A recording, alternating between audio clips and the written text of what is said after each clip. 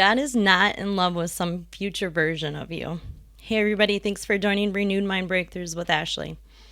So, on another episode, I talked about how exercise really helped me overcome some addictions. And today, this morning, when I was reading the Bible and praying and thinking about what kind of content I want to put on my next video, God was like, Ashley, I can help you overcome addiction too, not just exercise. And it really got me thinking, well, yeah, if you're stuck in an addiction and you want to get out, and that might be a chemical, but I mean, food, it could be, shopping, it could be there's so many addictions that aren't, what we first think of when it comes to addictions. People think somehow that having a food addiction isn't as bad as having a chemical addiction.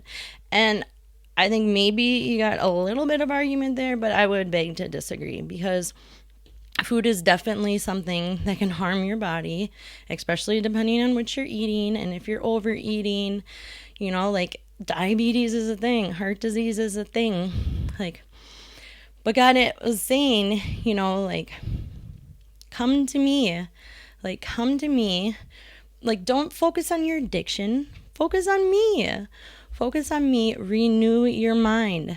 Get the word in you every day, and I will transform you from the inside out. And then those things will just fall off. Just like I was talking about, when I was so focused on exercise and I was so focused on eating right, I just quit smoking. I didn't even try. That wasn't even a goal. But because I was just so focused on my health, it was boop, it just, I just wasn't that interested anymore. So this is same thing is true with God, but even greater. Because, maybe for some of you, getting so focused on your health, wouldn't be a thing. But focus on God. Go to God every morning, every night, before you go to bed. Pray every morning when you get up. It's so important when you first wake up and when you first go to sleep, because that's when your subconscious and your conscious are together and coming apart. And especially when you're going into sleep, that's really going to be what your mind, your subconscious mind, plays in your sleep. And if you go to bed just worrying about things and, dwelling on your problems, that's your subconscious mind is going to be on problems. But you want it to be on God. You want it to be on the good. Pray about your goals, pray about your dreams, so then your subconscious mind goes to work on those things. So God and the Holy Spirit can go to work on those things. Put God first in your life. It's so simple. And we know that, especially, if you're a Christian, but maybe even if you're not, deep down inside, everyone knows that something is missing. No one, hopefully no one, thinks that they're God and, they created it all and they're the end all. Everyone believes in something outside of themselves. And so go to your Father. He loves you. He cares for you. He wants you to quit those addictions too. And he knows it's hard. He knows. Jesus weeps with you. When, that, oh my goodness. When someone died in the Bible, it's not coming to mind. Jesus wept. Yeah, he knew he was going to go raise Lazarus from the dead. But he wept first because he has compassion and he knows, he took on flesh. He knows all of our struggles.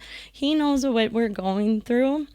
And he cares and he has compassion and he will sit there with us in our pain. He knows how hard it is to overcome those addictions. He knows every thought, the way your body feels, and you just, he knows it. And he cares for you and he loves you and he'll sit there in that with you, but he doesn't want to stay there. He doesn't want you to stay there. So every day, throughout the day, be renewing your mind. Get that word in you when you're driving, play the Bible app or, some inspiring podcast or something that'll, keep your focus on God. Because when you got your focus on God, those other things are going to fall off and it's going to be really easy to let those things go.